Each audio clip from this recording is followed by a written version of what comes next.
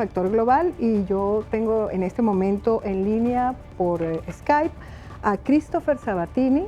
Yo quiero que sepan que Christopher es una persona sumamente reconocida sobre los temas de las Américas. Él es editor del website de globalamericans.org, profesor de la Universidad de Columbia y fundador y ex editor de Amer Quarterly.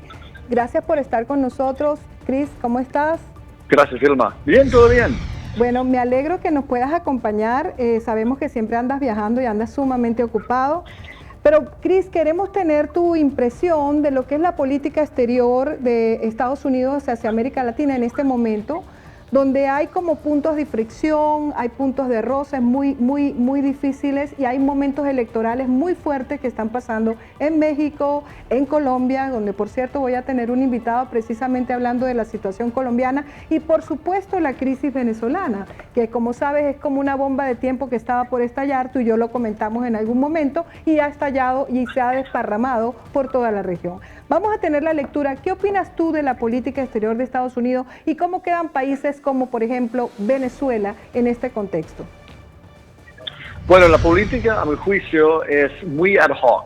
La verdad es que hay algunos temas en que la administración de Trump está amenazando el consenso bipartidista que ha guiado la política de los Estados Unidos hacia la región por mucho tiempo. Y, por ejemplo, en el tema de comercio o el tema del Cumbre de las Américas, a lo cual no asistió Trump, y no tiene, la verdad, todavía no ha articulado una política coherente hacia la región, ni siquiera hacia algunos de nuestros aliados, Colombia, por ejemplo, Perú, Argentina, es que no queda muy claro. Parece más bien que la política está dirigida a algunos países muy concretos. ¿Por ejemplo? Cuba y Venezuela, por ejemplo. Vimos el año pasado que Trump había anunciado que iba a reversar, pero la verdad no lo hizo, muchas de las políticas de Obama hacia Cuba. Y que fue un momento especial. Y también el tema de Venezuela es un tema, la verdad es que es el único país que ha mencionado esta administración varias veces en el discurso público, y vimos el discurso que hizo el vicepresidente Pence el lunes en el seno de la OEA. En ese sentido, yo creo que Venezuela es el enfoque de la administración, y hemos visto una política de endurecimiento hacia el régimen de Maduro. Quería y también con más sanciones a oficiales en la administración. Quería que escucháramos precisamente lo que dijo el presidente Pence para que tú nos analices, porque después se le hizo una entrevista por creo que una estación de televisión colombiana, y el vicepresidente insistió en que todas las opciones seguían sobre la mesa. Yo te quiero preguntar, pero vamos a escuchar este sonido y queríamos escuchar tu reacción a lo que dijo el vicepresidente Pence. Con un mensaje enfocado en la seguridad hemisférica y la necesidad de fortalecer la democracia en la región, el vicepresidente de Estados Unidos, Mike Pence, se dirigió este lunes a los 34 miembros de la Organización de Estados Americanos. El tema de Venezuela dominó la enérgica alocución del vicemandatario, quien hizo un requerimiento a los países miembros de la OEA en nombre de Estados Unidos. Hacemos un llamado a los Estados miembros de la Organización de Estados Americanos para que suspendan a Venezuela de la Organización de los Estados Americanos. Esta es una institución dedicada a la democracia. Pero como un nuevo paso de presión de Estados Unidos, el vicepresidente anunció: Estados Unidos está designando a 3 venezolanos con relaciones directas con el régimen de Maduro. Hemos congelado sus activos y bloqueado su acceso a nuestro país para que no puedan envenenar a nuestro pueblo con sus drogas mortales. Se trata de Luis Martín Olivares, considerado por el Departamento del Tesoro como un narcotraficante extranjero, Walter Alexander del Nogal Márquez y Mario Antonio Rodríguez Espinosa, señalados por apoyar material, financiera y tecnológicamente el tráfico de drogas. El embajador de Venezuela ante la OEA, Samuel Moncada, respondió a las declaraciones del vicepresidente Pence y dijo que los señalamientos conforman un crimen y un delito de agresión contra el pueblo venezolano, y aseguró que Estados Unidos busca con estas acciones impedir a la fuerza las elecciones presidenciales en su país. El discurso condenatorio del vicepresidente Pence también incluyó a Cuba y Nicaragua. El pueblo de Nicaragua se merece mejores situaciones que la represión del gobierno de Daniel Ortega. Jorge Agobián, Voz de América, Washington.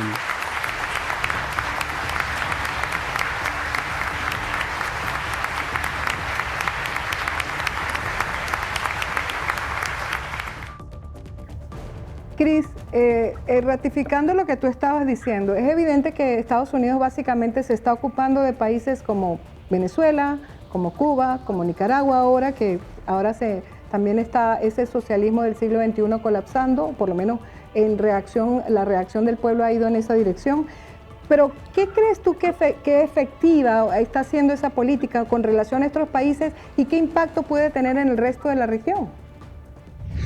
Bueno, la verdad es que a pesar de que yo agradezco la gira de esa administración, de prestar más atención al caso de Venezuela, de endurecer, no solamente en términos de la retórica, pero también en términos de la política hacia el régimen de Maduro, yo lo agradezco. Yo creo que hacía falta mucho tiempo. Pero la verdad es que eso no es una política y no podemos volver a nuestros aliados en la región pidiendo solo una cosa sobre unos países que castiguen, unos países, sobre todo Nicaragua y ahora Venezuela. Y la verdad es que la mayoría del discurso de Pence en la OEA fue dedicada a movilizar a los otros países en la región, a aumentar su castigo al régimen de Maduro, cosa que estoy de acuerdo. Pero ¿qué les estamos ofreciendo como una política, como una relación política compartida en otras áreas? Porque la verdad es que para ellos, para el presidente de Argentina, para el presidente de México, para quien que sea, a pesar del peligro de Venezuela, ellos tienen otras exigencias. Exacto. Entonces, tenemos que prestar más atención a sus necesidades también, y no solamente hablar sobre Cuba, Venezuela, Nicaragua, hay otros asuntos. Claro, pero lo que llama la atención, Cris, es que al mismo tiempo que yo entiendo, obviamente a nosotros los venezolanos, pues nos preocupa lo que vaya a pasar porque es una nación en diáspora o en estampida, con todas las consecuencias regionales de seguridad, porque Venezuela no es solamente un tema, digamos, de inmigración masiva producto del colapso del país, sino también se involucra con los temas del terrorismo, del narcotráfico, ya bastante reportado por el propio país, de ahí vienen las sanciones. Pero mi pregunta es, ¿qué se persigue con esto? ¿Qué acciones concretas, más allá de las sanciones, se pueden estar tomando? Y sobre todo con los otros países de la región que están siendo tocados por la crisis venezolana, pero que también, como tú dices, tienen otras preocupaciones, como por ejemplo, ¿qué van a hacer con los refugiados venezolanos cuando ellos también tienen sus propios problemas? ¿Qué crees tú que significa la política exterior de Estados Unidos para dar algún sentido de dirección a este proceso? ¿Lo habrá? Bueno, primero dos puntos. Primero, lo que está pidiendo el vicepresidente y el gobierno de Trump es que los otros países hagan las mismas sanciones que ha hecho los Estados Unidos. Exacto. A los oficiales corruptos en el gobierno venezolano. Yo creo que eso sí es correcto. Yo creo que la región tiene que ampliar la presión a este gobierno porque han esperado demasiado, han postergado demasiado, han hecho amenazas, pero sin acciones concretas. Tienen que hacer y seguir lo que ha hecho los Estados Unidos. Y esto sería más importante a muchos miembros del gobierno venezolano que las sanciones de los Estados Unidos, porque este es un gobierno, a pesar de lo que dice, se preocupa mucho por su reputación en la región. Si empiezan a cortar las visas y las cuentas bancarias y denunciar por nombre y por cargo, esos oficiales, eso va a ser muy importante. Eso, si Cuba, Argentina, México lo hace, va a tener un gran impacto. Pero el otro tema es que hay otros temas. Y yo no creo que este gobierno de Trump tiene un plan a partir del día 20 de las elecciones. Su discurso, Pence llamó que se cancelaron las elecciones el 20 de mayo. Pero ¿qué pasa si no lo cancelan? Es que es una amenaza vacía. ¿Qué va a pasar el 21 de mayo? Exacto, ¿Más ¿qué va a sanciones? pasar? Esa es Eso una no buena sabemos, pregunta. es que no hay una política. Es una buena pregunta, Chris. ¿Qué va a pasar después del 21 de mayo con esta política? ¿Se van a seguir simplemente con las sanciones? Ni idea. Y yo creo que hay un gran riesgo que con esa anticipación, expectaciones, es que van a seguir muy frustrados y pueden hacer algo que es muy torpe en las relaciones interamericanas. Quería preguntarte, por ejemplo, ¿qué crees tú cuando tú dices qué va a pasar después del 21 de mayo? Hay una serie de acciones que se han venido tomando por ejemplo, instituciones como el Tribunal Supremo de Venezuela en el exilio, que tú sabes, 13 magistrados que han tomado acciones. Hay actores que han hablado de la llamada Convención de Palermo, donde precisamente por temas de lavado de dinero y de narcotráfico y de actividades criminales, de estados convertidos en empresas criminales por este tipo de gobiernos, pues se pudieran tomar esas acciones. ¿Qué asidero le ves tú a eso de aplicar la Convención de Palermo y qué papel puede jugar una institución como la OEA o los gobiernos mancomunadamente para que eso se aplique? Bueno, es muy difícil. Primero vemos que la OEA está muy dividida y muchas reacciones sin la amenaza de sanciones y sin una respuesta colectiva por parte de varios países, no solamente los Estados Unidos o Canadá o la Unión Europea, siguen siendo simbólicos. Yo creo que hace falta una coalición mucho más fuerte, mucho más amplia. Y también a pesar de que yo creo que lo que ha hecho Luis Almagro ha sido muy productivo, yo lo aprecio muchísimo por fin de haber llamado atención a la situación tan grave en Venezuela, pero la OEA, como es tan dividida y no tiene fuerza misma para hacer esas cosas, tiene que venir de otras fuentes. Y yo no sé dónde vienen eso. Chris, no quiero dejar de pasar el hecho de que vienen dos procesos electorales muy críticos en América Latina, uno en México, otro en Colombia. ¿Cuál es tu lectura y cuál debe ser bueno, no sé, creo que Estados Unidos ha tenido una suerte de participación específicamente con las elecciones en México, pues la política de Trump hacia México pudiera estar influyendo un resultado. ¿Cuál es tu lectura? Bueno, yo creo que mucha gente ha criticado a Trump y lo quieren echar la culpa por la popularidad de AMLO, Andrés Manuel López Obrador. Pero la verdad, yo estuve en México hasta el día pasado. Tenemos que entender AMLO como un fenómeno doméstico.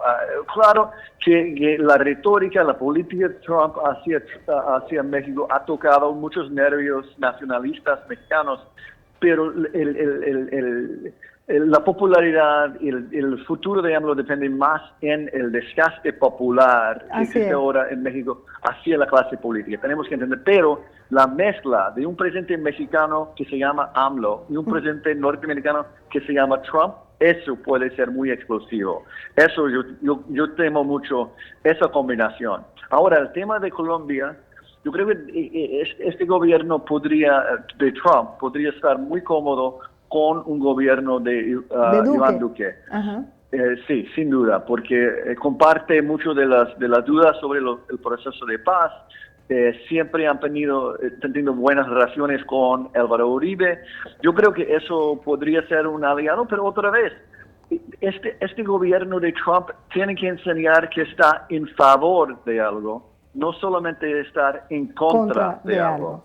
Hemos visto hasta ahora que está en contra del comercio, está en contra de la migración, está en contra de asistencia para el desarrollo, está en contra de la cooperación con varios países con antinarcóticos, está en contra de Venezuela, está en contra de Cuba. Vamos a agregar una cosa más que está en contra del proceso de paz en Colombia. Pero ¿para qué está? Es decir, yo no entiendo qué tiene esta administración, que tiene una posición positiva, y no lo he visto. Y ni siquiera en los Estados Unidos. Estaba en contra de la política de salud, estaba en contra del tratado con Irán.